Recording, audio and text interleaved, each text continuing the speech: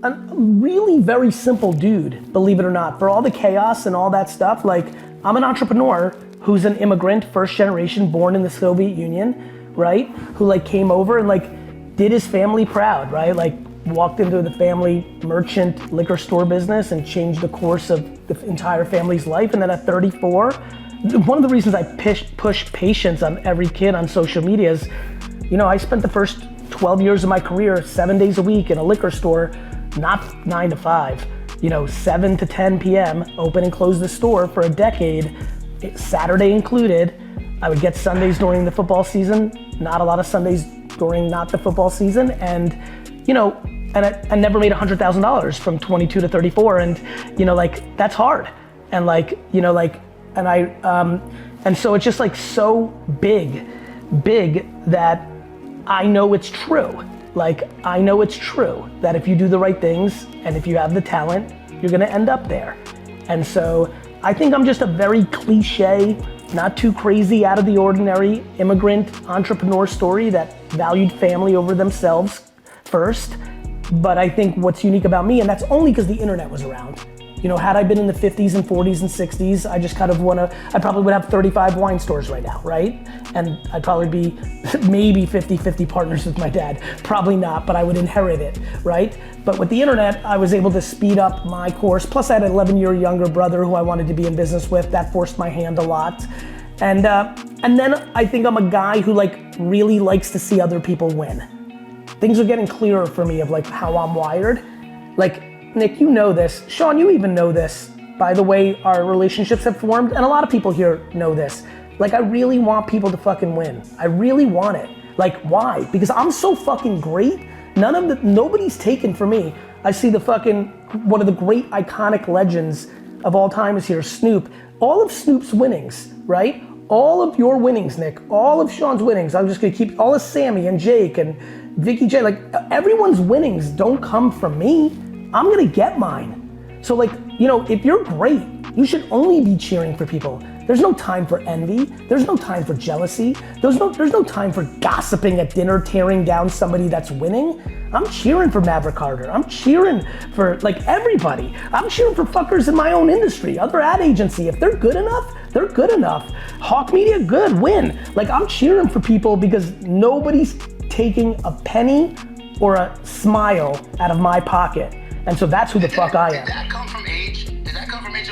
No. From success in age? No, nope. Okay. Sure didn't. I wouldn't have, if I wasn't that person, I would have never built something for my dad. Parents and siblings aren't off, you know, aren't hands off from this stuff. They're not exempt. If you envy your brother and sister most. If you envy, you envy your sibling, your partner, your spouse, your parents most. This is how I was born from the womb, from the dirt of Belarus. This is who the fuck I was. And then I was formed and molded by my mother, who's the same person. So I had the luxury of the double down. For a lot of people here, they're gonna understand the double down. A lot of us have the DNA of one of our parents, and then that parent is the most impactful parent to us. Others, we have the DNA of the other parent, and they're not the one that kind of did the hardcore parenting. So I had the DNA of my mom, and then I had her parent it, so I just became like the 2.0 version of her. Nobody's more competitive than me. On this call, I've already said that BeFriends has to be the #1 NFT project of all time. Right. To your point, this is where people struggle, and I love that you said that. I used to cry until I was 17 anytime I lost into anything. My brother once beat me in NHL 94 and I punched a hole in his bedroom wall. Like, I'm plenty competitive. I just did a podcast where I said it's my darkest part. I'm dark when it comes to competitiveness. But I don't think people understand that you can carry two opposite feelings at the same time and they can coexist. This is where everyone gets fucked up. I'm competitive and cheering for everyone. I'm the most hungry and ambitious, and I'm patient as fuck.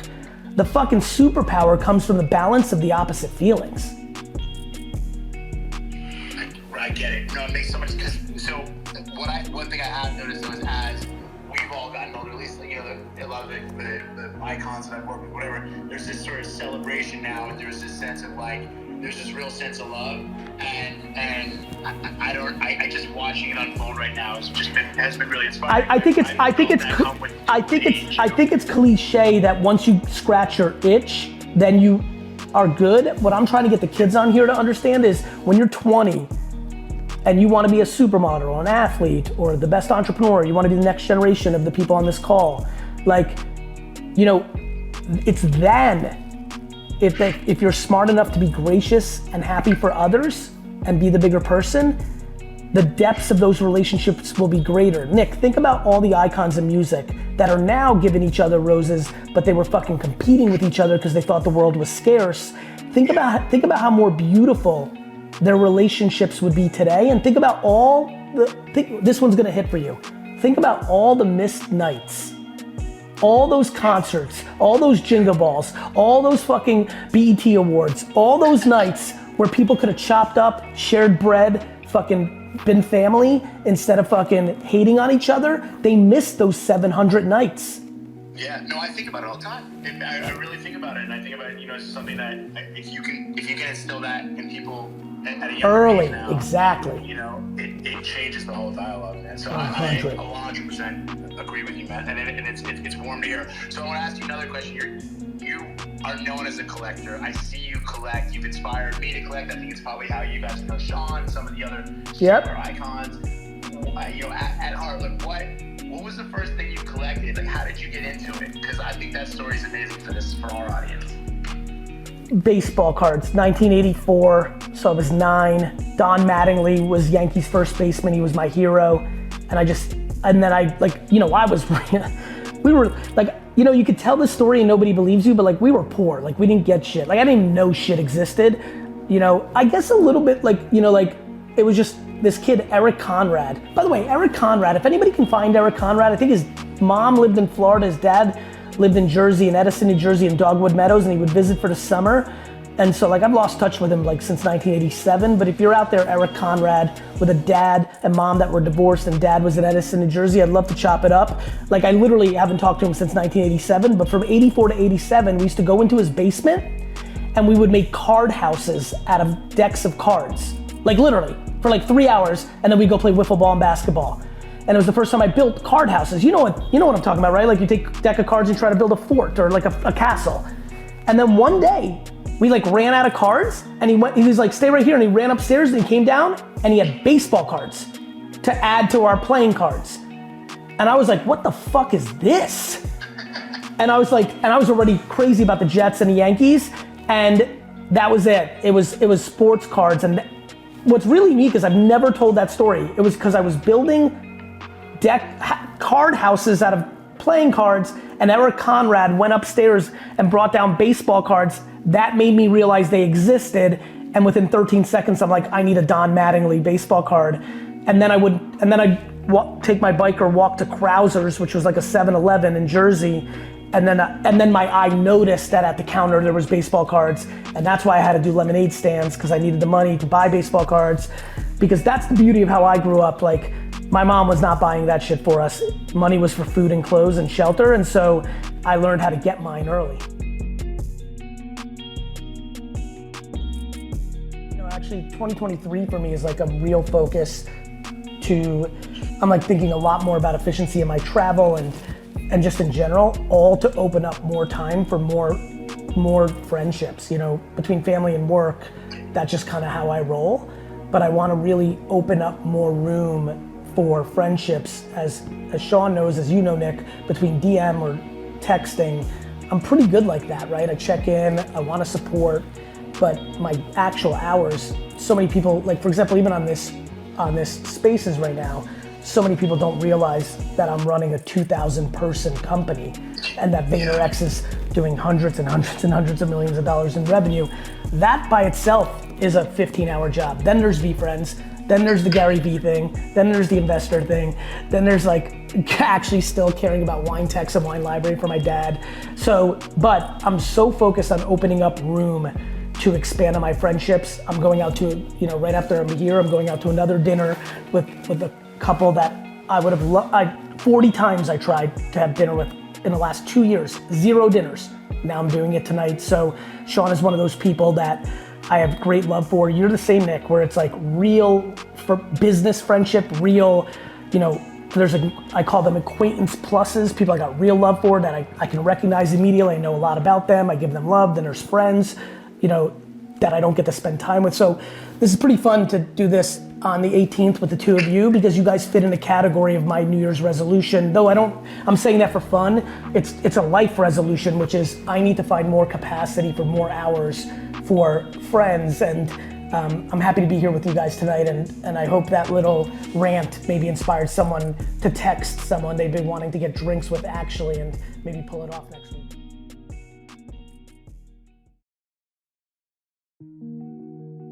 I think a lot about fear. You were scared to kiss a girl or a guy. You were scared to ride a bike. I was petrified of swimming. I didn't start swimming until I was 9. Only because my sister started swimming at 6 and I heard my mom be like, Liz, she's swimming. And I was playing knock hockey at the pool club and literally ran and jumped in the pool and tried to make pretend I was swimming at the same time as my sister. Thank God for my competitive juices, but I think people fear a lot of things that are mundane in real life, and then they just seem so simple. Ever being scared to ride a bike or kiss someone or have sex or swim or ride a bike, they become so standard. And I think a lot about that lately, first time, last 5 years of the reverse, which is you can only start being appreciative or grateful when something bad happens, and we have to find a way to change that. Yeah. I think I'm so happy because that's not what's happening for me. I actually wake up on a gloomy Monday like this and being boom, another fucking day that nothing atrocious happened. Let's go. I really believe that. And it gets I think it's why I have such a capacity to do so many things. It's not because I have more energy, though I have high energy. It's not that I'm so much more talented. I have put in the reps and have the talent. It's that I'm just not scared. And so that doesn't drag me down.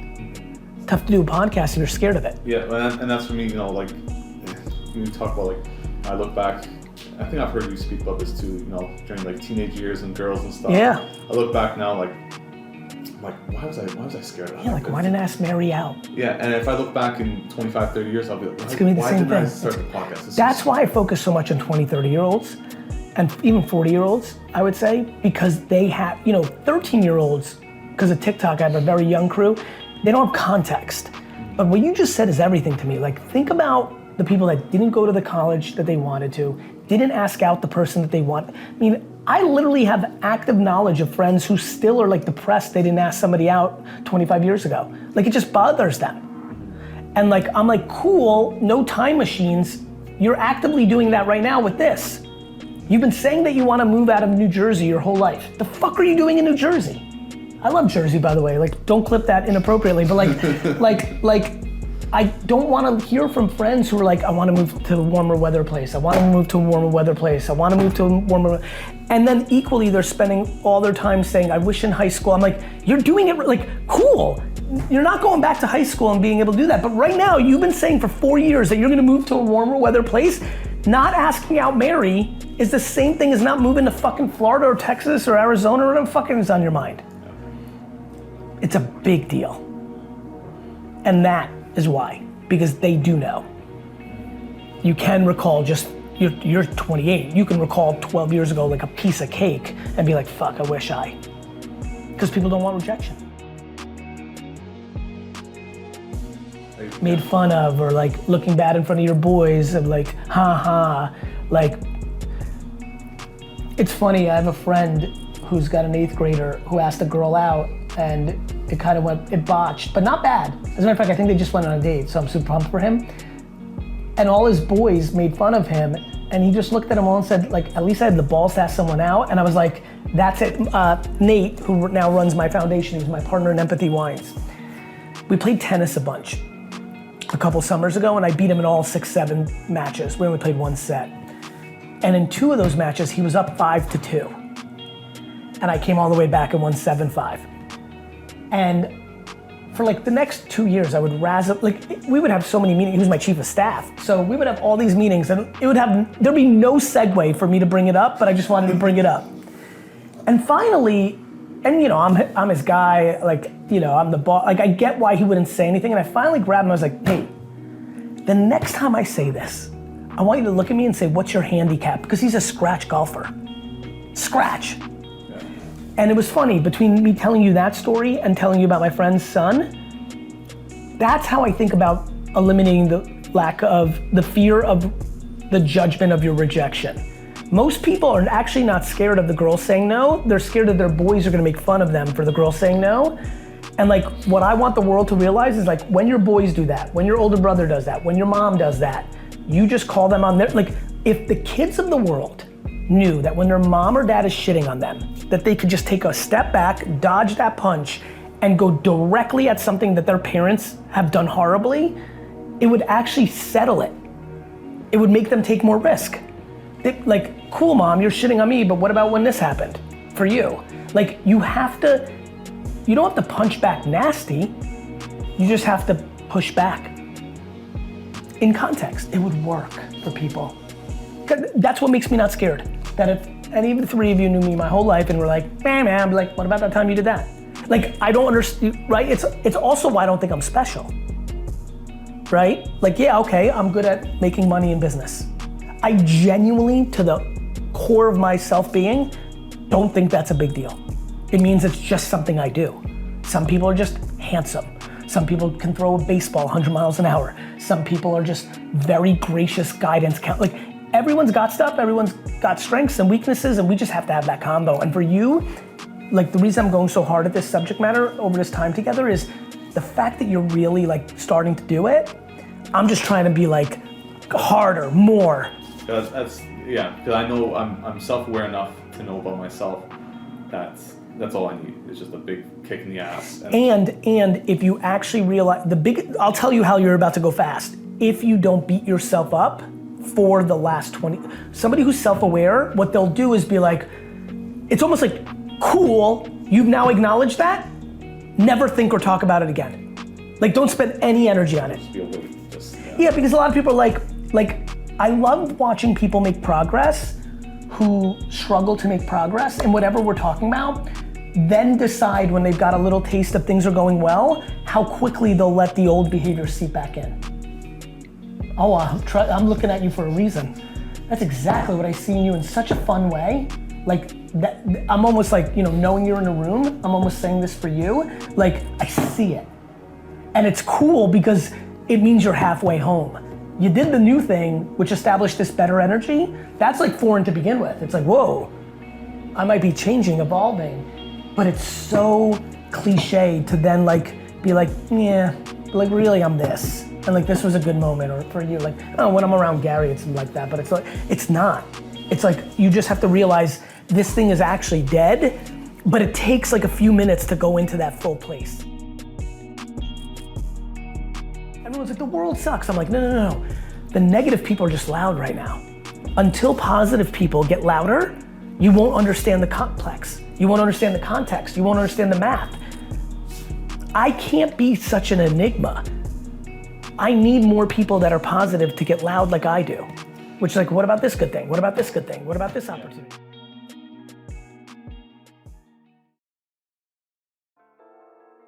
What I really, really want to talk to you about is what's the punchline of the conversation you're having with yourself right now with what you're dealing with.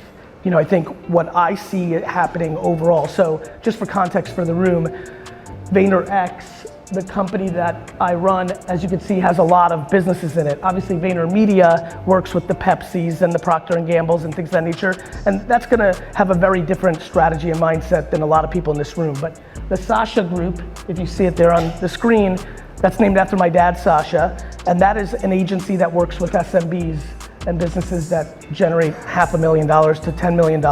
And that's been probably the most exciting part for me over the last 9 months, because the stakes are so much higher. When Coca-Cola loses a little market share, it is what it is.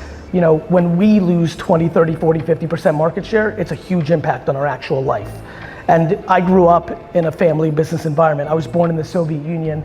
I moved to the States when I was a kid, and I eventually worked for my dad's liquor store. He lived his American dream from going from a stock boy to owning a liquor store, which was remarkable. And when I was 14, since I was the oldest in the family, you get dragged into the liquor store.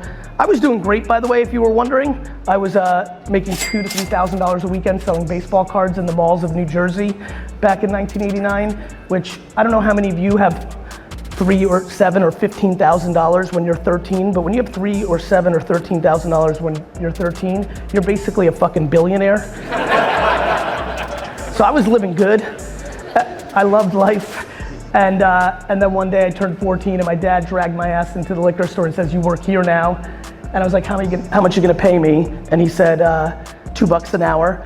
And that's a far cry from making $1,000 a weekend selling sports cards. I don't know how many of you have a Soviet father, but there wasn't much of a negotiation. So at 14, I started to go down the path of the context that I think we share, which is a business that is in the realms of under $10 million a year take home, things of that nature, that world. And that is really the foundation of how I see the world, right? And so when I sit here and I think about multiple things that people here are going through. Actually, how many people here run a shop that has more than 10 employees? Raise your hand. Good, about half. Like that is a totally different dynamic as you start getting into double-digit management of people. There's a whole nother layer of just not outflanking. It's what I know half of this room's thinking about, motivating, retaining, feeding all them out, like the whole dynamics. And so, I come here today with a very practical energy of trying to hope that in a room of this many people, that 3% of this room actually finally hears what I'm saying. Because unlike 2009 when I started to talk about these things, or 2006 even, when I started talking about these things, there's nobody, in 2009 I was like, you should be on Twitter, and you would be in the crowd and be like, he's a fucking genius. It was like profound, like what does that even mean? It was like this thing. Nobody here today in 2023 is confused that human beings' attention sits on social media at scale. Everybody has an opinion of that. Unfortunately, many people here deploy their human opinion when thinking about your actual business. The consumer you're trying to reach to sell your service to is really not super interested on your hot take of what 13-year-olds are doing on TikTok. They're not super intrigued by how much you like or dislike Facebook. They just live their life, see things, and spend their money. And so there's so many things to talk about in this room.